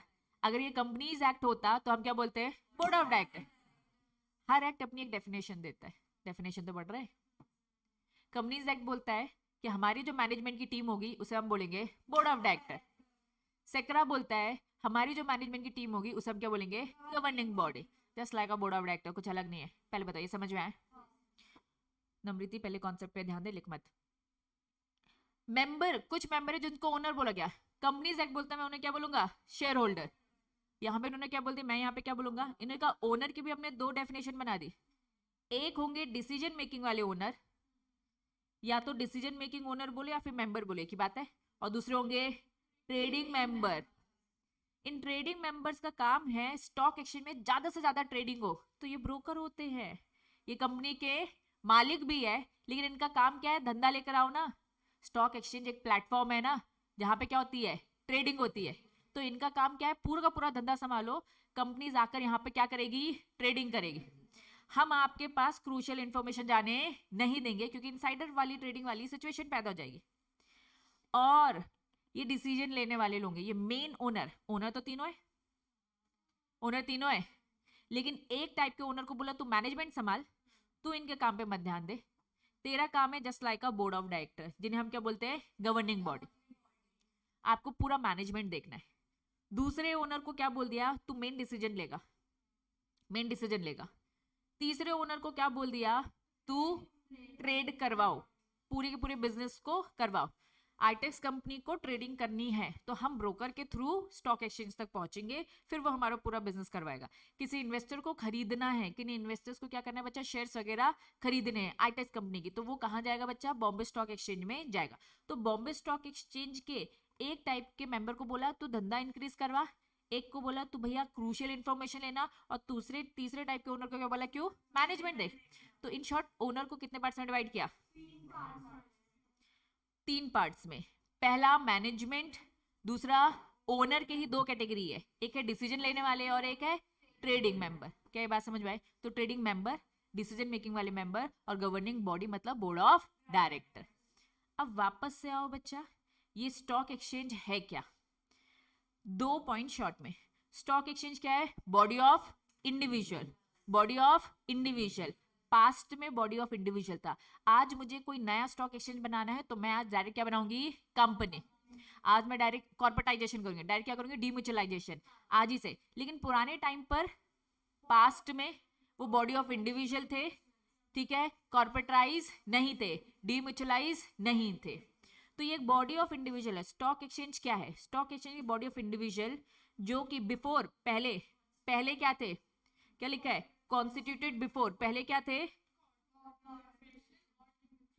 मतलब पहले वो बॉडी ऑफ इंडिविजुअल थे, बिफोर कॉर्पोरेटाइजेशन, बिफोर डीम्यूचुअलाइजेशन। समझ में आया? जब उनका कॉर्पोरेटाइजेशन डीम्यूचुअलाइजेशन नहीं था, तब वो क्या थे, बॉडी ऑफ इंडिविजुअल। तो what do you mean bye stock exchange, stock exchange वो बॉडी ऑफ इंडिविजुअल थे, पहले बॉडी ऑफ इंडिविजुअल थे, पहले किसके, जब उनका कॉर्पोरेटाइजेशन और डिम्यूचुअलाइजेशन नहीं हुआ था। लॉ की लैंग्वेज थोड़ी नेगेटिव बोली जाती है ना। आज की डेट में स्टॉक एक्सचेंज क्या है, एक बॉडी कॉर्पोरेट है, इनकॉर्पोरेट हो गए as per companies act, corporatisation हो गया है अंडर द स्कीम कॉर्पोरेटाइजेशन और डीम्यूचुअलाइजेशन। क्या बात समझ में आए? इन शॉर्ट आओ, आपकी बुक में एक बॉडी ऑफ इंडिविजुअल थे, पहले थे जब उनका कॉर्पोरेटाइजेशन और डीम्यूचुअलाइजेशन नहीं हुआ था। ये अब क्या हो गए हैं, एक कंपनी, जब उन्होंने कंपनीज एक्ट में कॉर्पोरेटाइजेशन और डीम्यूचुअलाइजेशन को एक्सेप्ट कर लिया। तो अगर आपसे पूछा जाएगा क्या होता है ये स्टॉक एक्सचेंज, स्टॉक एक्सचेंज वो बॉडी ऑफ इंडिविजुअल भी होते थे, और स्टॉक एक्सचेंज आज की डेट में वो कंपनी भी है। तो इन दोनों को हम बोलते हैं बच्चा, बिफोर डीम्यूचुअलाइजेशन कॉर्पोरेटाइजेशन वो एक बॉडी ऑफ इंडिविजुअल थे, आफ्टर ये कंपनी बन चुकी है। पहले बताओ कॉन्सेप्ट क्लियर है? पक्का। अगर एग्जाम में आ जाता है अलग से, what do you mean by corporatization, मतलब converted into company, simple. What do you mean by demutualization, separate कर देना पूरा का पूरा काम। कितने पोर्शन में डिवाइड किया था, पहला मैनेजमेंट में गवर्निंग बॉडी, और फिर ओनर में डिसीजन मेकिंग ओनर और ट्रेडिंग। पूरे चैप्टर में गवर्निंग बॉडी आएगा, समझ जाओगे। ये उस स्टॉक एक्सचेंज के मैनेजमेंट वाले ओनर हैं, जो कि just like a board of director. Clear है? मार्क करेंगे फटाफट। फालतू डिस्कशन मत कर, नहीं तो मैं मार दूंगी तुझे। इधर आ नालायक, रुक जा बस। मैनेजमेंट और ओनर, मैनेजमेंट और owner, who can make decision, कौन डिसीजन ले सकता है? तो बोला भाई सुन, तुझे भाव नहीं मिलने वाला, ठीक है। Who can have price sensitive information, मेरी कंपनी के शेयर से आने वाले प्राइस से रिलेटेड ये सेंसिटिव इंफॉर्मेशन किसके पास होगी? ट्रेडिंग वाले को बोला भाई तुझसे सब हक छीन लिया है, समझ में आया? Who can trade, ट्रेडिंग का काम किसका है? इनके पास ये नहीं होगा, समझ में आए? काम डिवाइड किया गया है ना, तो यहां तक ये बात नहीं जानी चाहिए। Who can be stock broker, stock exchange के ब्रोकर्स कौन बनेंगे? ऑब्वियसली ये बनेंगे क्या? शेर खान नाम सुना है? थोड़ा सा एडवर्टीज सुना है? Very good. बाकी से नहीं सुना? सॉरी, शेर खान नहीं है, शेर खान नहीं, शेयर मार्केट का ही ब्रोकर है ये, है ना, शेर खान। या फिर इंडिया बुल सुना है? ये सब ब्रोकर्स है, और एक्चुअली ये ब्रोकर स्टॉक एक्सचेंज के क्या है? ओनर है। क्या बात समझ में आ रही है? बॉम्बे स्टॉक एक्सचेंज के क्या है ये? ओनर। हल्के में मत लेना, ये ओनर्स हैं। तो क्या ये गवर्निंग बॉडी है क्या? नहीं। क्या डिसीजन मेकिंग है क्या? नहीं। ये ट्रेडिंग मेंबर्स है, इनका काम बिजनेस कराना है। देखना आप अपने ईमेल में, देखना अभी तो छोटे हो, धीरे धीरे जैसे क्या होता है ना, सबका इतना टाइप होता है। फॉर एग्जांपल बैंक बैलेंस सबको दिख जाता है, तो धीरे धीरे मेल आने लगते हैं, इस कंपनी के ये कर लो, ब्रोकर का डीमैट खोलो, तो हमारे मेल ऐसे भरे पड़े रहते हैं, ये कर लो वो कर लो, ठीक है। एक आध बार डीमैट हम लोगों ने इन कर लिया तो उनको इन्फॉर्मेशन मिल जाती है ना, तो बच्चा मेल भर भर के आने लगते हैं, क्योंकि उनको बिजनेस बढ़ाना है ना, मार्केटिंग स्ट्रेटेजी। तो बच्चा ये आपको एडवर्टीजमेंट एंड ऑल में ये सारे नाम अब दिखेंगे तो समझ जाना। पता नहीं था इसलिए ध्यान नहीं देते थे, अब पता चल गया है ना, तो ध्यान देना चालू कर दो और चीजें पूछना चालू कर दो, ठीक है। हाँ बच्चा 2 minute. Pattern of share holding, क्या लिखा है? Pattern of share holding. Obviously ज्यादा शेयर होल्डिंग किसके पास होगी? थोड़ा सा दिमाग लगाओ। गवर्निंग और किसके पास होगी बच्चा? Decision making. डिसीजन मेकिंग के पास ज्यादा होनी चाहिए ना, क्योंकि डिसीजन लेना है। क्या ट्रेडिंग मेंबर्स के पास होगी क्या? नहीं। इन्होंने बोला ये just like a board of director, board of director share चाहे तो ले भी सकते हैं और नहीं भी, लेकिन जो शेयर होल्डर होता था वो तो हमेशा शेयर होल्ड करके रखता था ना, एज पर कंपनीज एक्ट, है ना। वापस, एक कंपनी के बोर्ड ऑफ डायरेक्टर के पास शेयर हो भी सकते हैं और नहीं भी, इसके पास ऑप्शन है, इसका मेन काम मैनेजमेंट का है। लेकिन अगर मैं डिसीजन मेकिंग की बात कर रही हूँ, ये तो डिसीजन तभी ले पाएगा ना जिसके पास पावर ज्यादा होगी, शेयर होल्डिंग ज्यादा होगी। मैक्सिमम कितना? 51% विद इन 12 मंथ्स। ये 12 मंथ्स क्या बोल दिया? कॉन्सेप्ट समझा रही हूँ। स्टार्टिंग से क्या ये कंपनी थी? बॉडी ऑफ इंडिविजुअल थी ना। ये बॉडी ऑफ इंडिविजुअल को बोला आपको तुरंत कॉर्पोरेटाइजेशन करना है और डीम्यूचुअलाइजेशन करना है, और आपको ज्यादातर शेयर होल्डिंग किसको देनी है? डिसीजन मेकिंग ओनर को। तो जिस दिन ये स्कीम आई होगी वहां से उनको टाइम दिया गया कि 12 महीने के अंदर अंदर करना है। अब अगर मैं अपनी बात करूं, आज मुझे एक स्टॉक एक्सचेंज वाली कंपनी बनानी है, मुझे तो आज ही से करना पड़ेगा ना। उन कंपनीज को डेडलाइन दी गई थी उस टाइम पर कि 12 महीने के अंदर जल्दी से इनके नाम पर ये शेयर कर दो। तो ज्यादातर शेयर, मैक्सिमम शेयर किसके पास होंगे?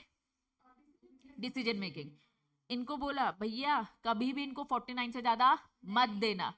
कंट्रोल कब आएगा? जब 50% से ज्यादा हो।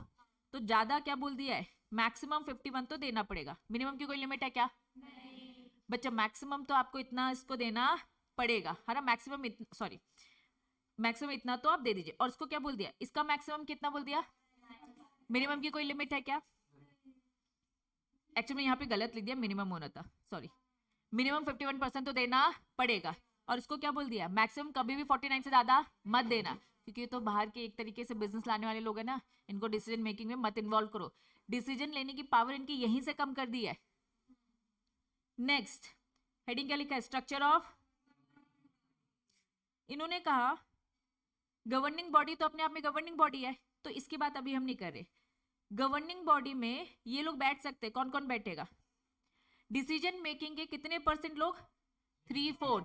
परसेंटेज में बताओ। 3/4 75% रिप्रेजेंट कर सकते हैं गवर्निंग बॉडी में। मतलब ये डिसीजन मेकिंग ओनर ही क्या बन सकते हैं? Governing body. क्योंकि तुम इन दोनों का काम देखोगे, मतलब यही शेयर होल्डर भी बन सकते हैं और यही बोर्ड ऑफ डायरेक्टर भी बन सकते हैं। लेकिन यहाँ के ज्यादा लोगों को मत डालो, क्योंकि हम इनको कम पावर दे रहे हैं। कितने लोग हो सकते हैं? 25%। मतलब यहाँ के कुछ लोग इनके साथ बैठ सकते हैं, ये तो अपने आप बैठते ही है ना। यहाँ के 75% बैठ सकते हैं, और इनके, क्योंकि हम इनकी पावर कम करना चाहते हैं। है तो ओनर, बैठाना तो पड़ेगा, इज्जत तो देनी पड़ेगी, लेकिन थोड़ी सी पावर क्या कर दो? काम। अब मुझे बताओ, अब ये कॉन्सेप्ट समझ में आया? पक्का? नेक्स्ट हेडिंग छोटी सी हेडिंग है, क्या लिखा है? Stock exchange. समझ में आया? रिकॉग्निशन एक तरीके से परमिशन। रिकॉग्निशन मतलब परमिशन। बच्चा अब पूरे चैप्टर में आप बार बार देखोगे recognise stock exchange, recognise stock, simple stock exchange नहीं लिखा होगा। स्टॉक एक्सचेंज को स्टॉक एक्सचेंज बनने के लिए सबसे पहले उन्होंने बोला रिकॉग्निशन लेनी पड़ेगी, मतलब परमिशन। ये परमिशन कौन देगा? Central government. स्टॉक एक्सचेंज अगर रिकॉग्नाइज्ड है मतलब परमिशन उसे मिल रखी है बाय सीजी, तो वो स्टॉक एक्सचेंज जैसा काम करेगा। मतलब आज मैंने एक कंपनी बनाई, कॉर्पोरेटाइजेशन कर दिया, डीम्यूचुअलाइजेशन कर दिया, धंधा चालू कर दूंगी क्या? नहीं, पहले क्या लेनी है? रिकॉग्निशन। ये रिकॉग्निशन देने वाला कौन है? सीजी। तो बॉम्बे स्टॉक एक्सचेंज एक रिकॉग्नाइज्ड स्टॉक एक्सचेंज है, नेशनल स्टॉक एक्सचेंज भी एक रिकॉग्नाइज्ड है, रिकॉग्नाइज बाय सेंट्रल गवर्नमेंट। क्या ये बात समझ में आई? तो बच्चा अब पूरे चैप्टर में लिखा होगा रिकॉग्नाइज रिकॉग्नाइज, तो RSE लिखा होगा, RSE। तो रिकॉग्नाइज मतलब परमिशन मिल चुकी है। नहीं है परमिशन तो क्या काम करोगे? नहीं कर सकते। परमिशन क्या कैसे लेते हैं इसकी पूरी प्रोसेस है, पढ़ेंगे। क्या क्या डॉक्यूमेंट लगते हैं इसकी पूरी प्रोसेस है। क्लैरिटी है? सबने ले रखी होगी, ऑब्वियसली ले ही रखी होगी, उसके बिना तो हम आपको स्टॉक एक्सचेंज नहीं मानेंगे। पहले बनो स्टॉक एक्सचेंज, कॉर्पोरेटाइजेशन डीम्यूचुअलाइजेशन करो, फिर सीजी से जाकर परमिशन लेने की प्रोसेस पढ़ेंगे। ठीक, चलिए नेक्स्ट क्या लिखा है, हेडिंग से ही समझो। गवर्नमेंट सिक्योरिटी मतलब ऐसी सिक्योरिटी जो, लेकिन इतना जनरल तो एग्जाम में लिख नहीं सकते, थोड़ा लैंग्वेज चाहिए हमें अच्छी। चलिए, government security means issued by government. लिखा है दो टाइप की गवर्नमेंट होती है, एक सीजी होती है और एसडी। तो securities which is issued by the centre या state for the purpose of raising, एक तरीके से जनता से पैसे ले रही है, जनता से पैसे ले रही है ना, सरकार को पैसे की जरूरत है तो किसके पास पहुंच गई? जनता के पास। जनता से पैसे ले रही है, बदले में एक सर्टिफिकेट दे रही है, उस सर्टिफिकेट का नाम है government securities. That's it. Clear है कॉन्सेप्ट? पक्का? चिल्लर था। नेक्स्ट बच्चा, डेरिवेटिव दिख रहा है। डेरिवेटिव का कॉन्सेप्ट, इसकी खुद की वैल्यू नहीं होती है, ये किसी और पे डिपेंड होता है। ये एक तरीके की उधारी वाली इंस्ट्रूमेंट है, डेट इंस्ट्रूमेंट है डेरिवेटिव, ठीक है। या फिर शेयर भी हो सकता है, या फिर लोन हो सकता है, चाहे वो सिक्योर्ड अनसिक्योर्ड। बच्चा, रिस्क इंस्ट्रूमेंट होता है, ये एक तरीके से कॉन्ट्रैक्ट होता है। इन्होंने कहा what do you mean bye derivative?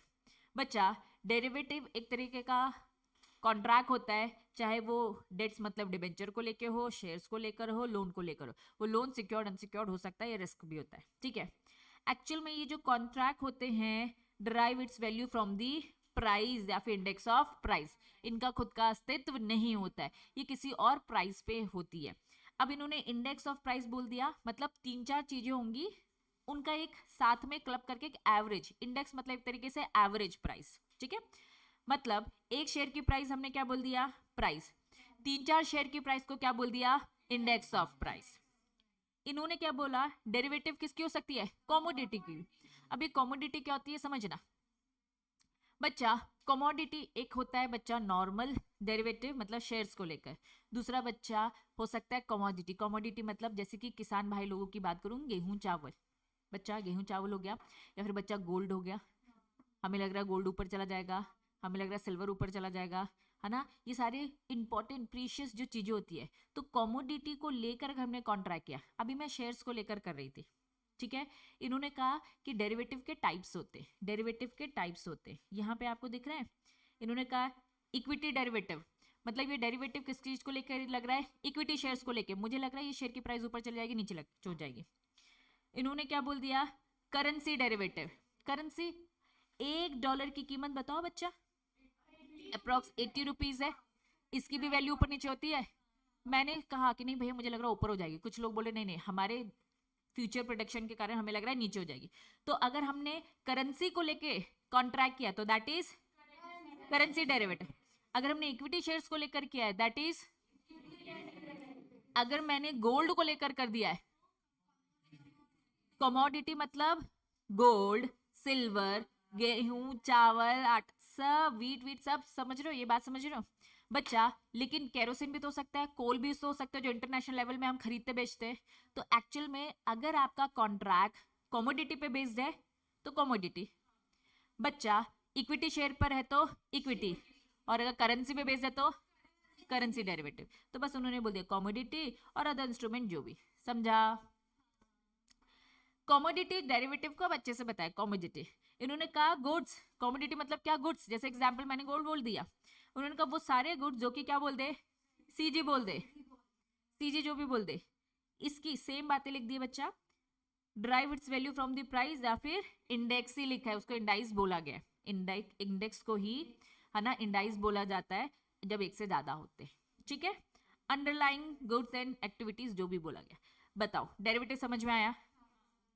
Derivative अगर नहीं भी समझ में आया तो इसका एक बहुत बड़ा कॉन्सेप्ट है जो चैप्टर 15 में पढ़ेगा, जो वेरी वेरी वेरी इंपॉर्टेंट है और विद प्रैक्टिकल। एग्जाम में ये बहुत इंपॉर्टेंट है, इस चैप्टर में नहीं इंपॉर्टेंट है, वो 15 चैप्टर में इसका प्रैक्टिकल भी इंपॉर्टेंट है जो एग्जाम में पूछा जाता है। तो यहाँ अगर थोड़ा सा कम भी समझ में आ रहा है, पूरा वहां कंप्लीट हो जाएगा। बात समझ में आई? पक्का? सबसे पहले कौन सी डेफिनेशन पढ़ी बताओ फटाफट। उसके बाद सिक्योरिटीज पहले पढ़ा, फिर कॉन्ट्रैक्ट पढ़ा, देन स्पॉट डिलीवरी कॉन्ट्रैक्ट, फिर स्टॉक एक्सचेंज, फिर रिकॉग्नाइज्ड स्टॉक एक्सचेंज, फिर गवर्नमेंट सिक्योरिटीज, फिर समझ में आया? क्या सारी डेफिनेशन खत्म? क्या है पहले? क्या है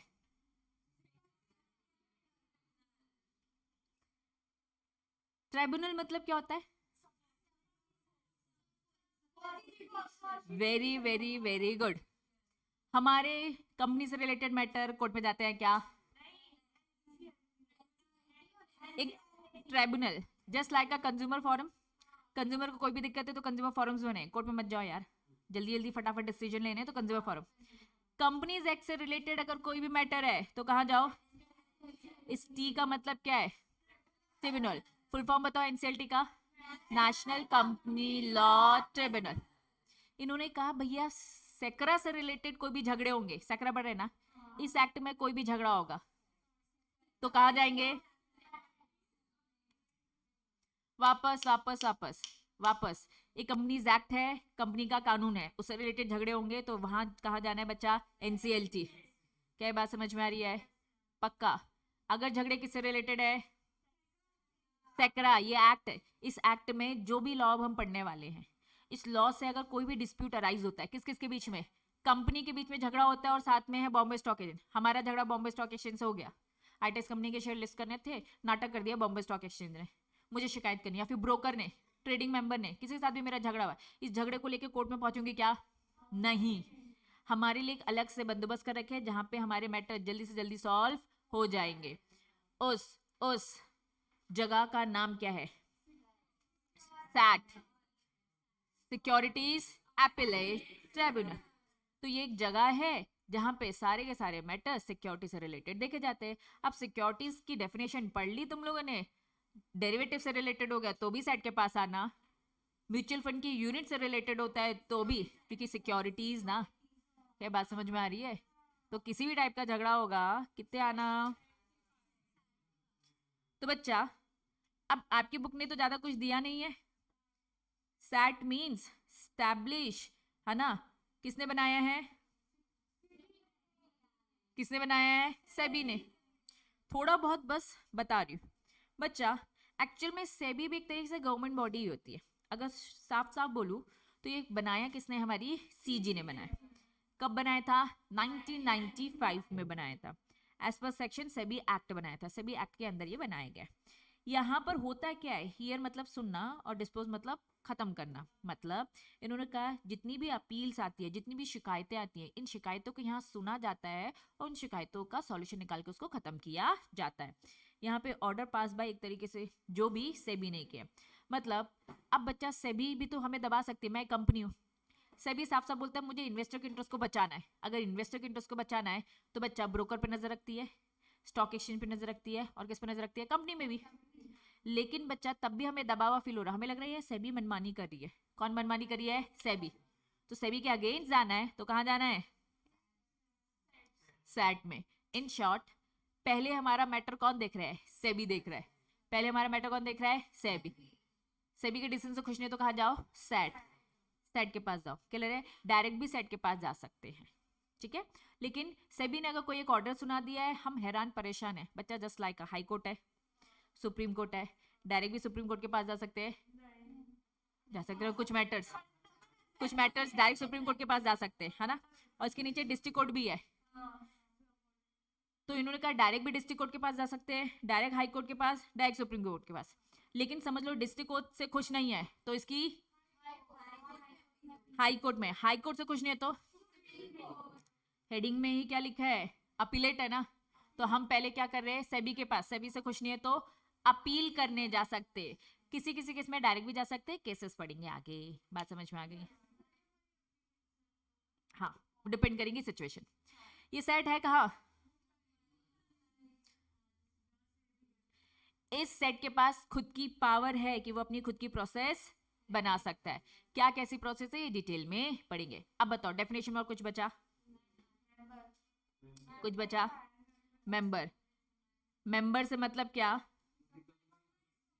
मेंबर की कितनी कैटेगरी थी, 3। किसके मेंबर की बात हो रही है, स्टॉक एक्सचेंज, स्टॉक एक्सचेंज भी कौन सा वाला, रिकॉग्नाइज्ड, सारे स्टॉक एक्सचेंज रिकॉग्नाइज्ड ही होते हैं, अदरवाइज वो स्टॉक एक्सचेंज नहीं है, मतलब permission bye CG.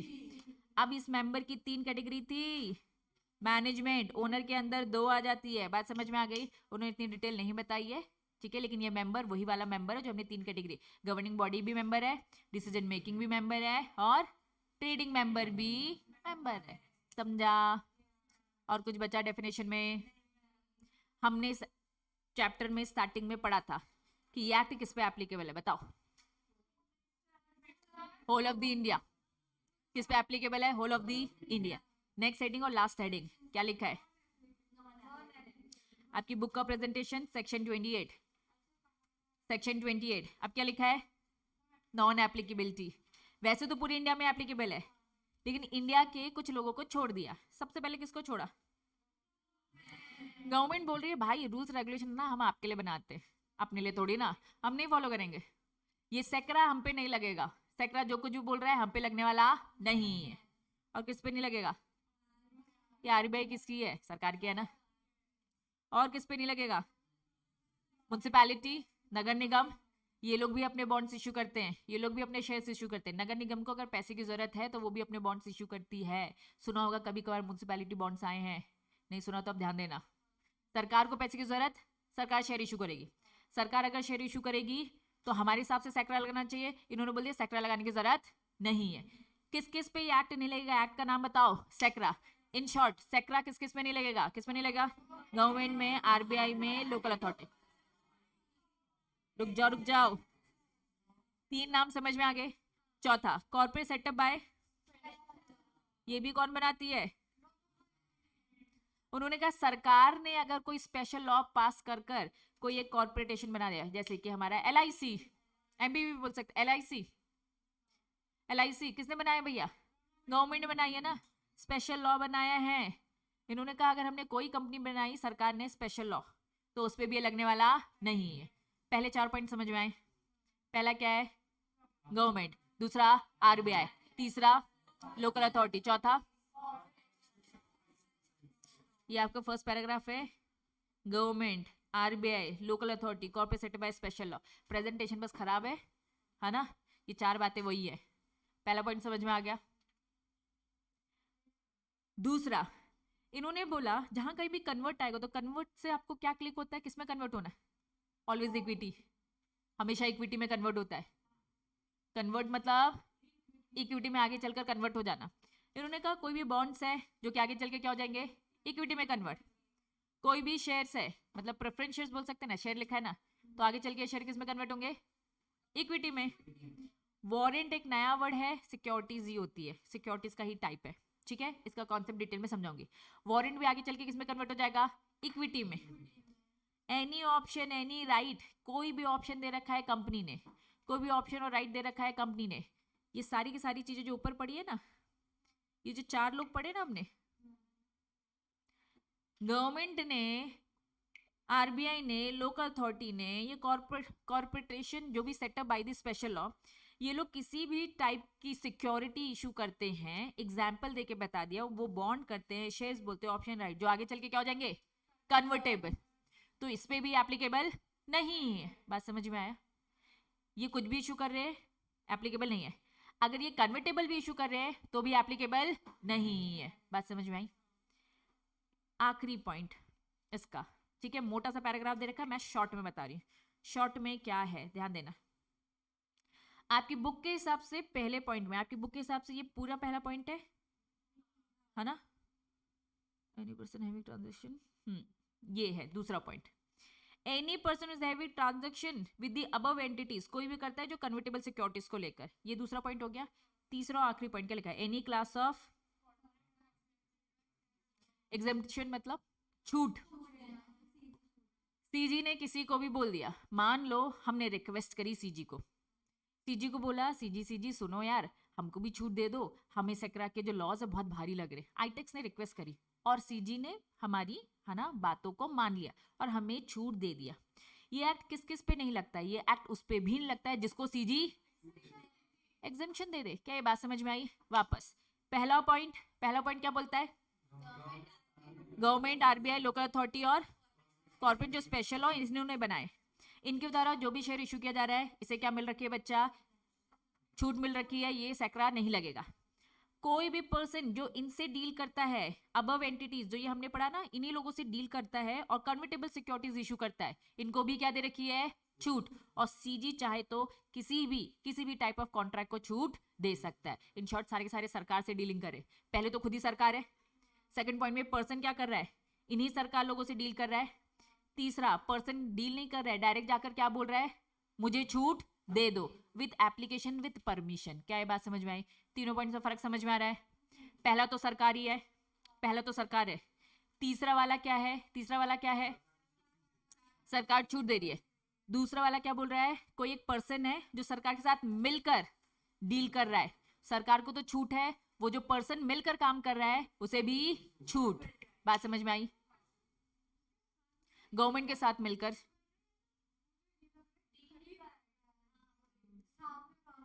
A person who is having transaction, government के साथ मिलकर काम कर रहा है, जॉइंट ओनरशिप में काम कर रहा है। भाई रुक जाओ, ये 100% सरकार है, पहले बताओ ये क्या कह रहे हैं? सरकार नहीं है, आधी सरकार है और आधा प्राइवेट है। कोई भी पर्सन जो ट्रांजैक्शन कर रहा है इन अबव एंटिटीज के साथ मिलकर काम कर रहा है, अब वो कुछ भी हो सकता है ना, परसेंटेज 50% हो सकता है, 60 हो सकता है, 40 होता है, मतलब सरकार के साथ मिलकर काम कर रहा है। क्या ये बात समझ में आ रही है? इन्वेस्टर भी हो सकता है। ये क्या कह रहे हैं? या तो 100% सरकार हो या तो सेमी गवर्नमेंट हो। क्या ये बात समझ में आ रही है? या तो पूरी सरकार या तो सेमी गवर्नमेंट। और ये क्या है? अदर है ना, ये तो प्राइवेट ही हो गया। पहला, सरकार ने डायरेक्ट इशू किया। दूसरा, सरकार ने इनडायरेक्टली इशू किया। तीसरा, प्राइवेट पर्सन ने इशू किया लेकिन सरकार से जाकर परमिशन ले ली। क्या ये बात समझ में आ रही है? पक्का। तो ये पहला पूरा का पूरा गवर्नमेंट है। ये दूसरा क्या है? सेमी है, कोई भी पर्सन उनके साथ डील कर रहा है। और ये तीसरा क्या है बच्चा? प्राइवेट। तो अगर डील होती है तो यहाँ पे साफ साफ बोल दिया है कि हम ये सेक्रा फॉलो नहीं करेंगे। जो भी हम इस पूरे चैप्टर में पढ़ेंगे वो सारी चीजें इनके लिए छूट है, इनको ये फॉलो करने की जरूरत नहीं है। क्लैरिटी है? बोलो बोलो।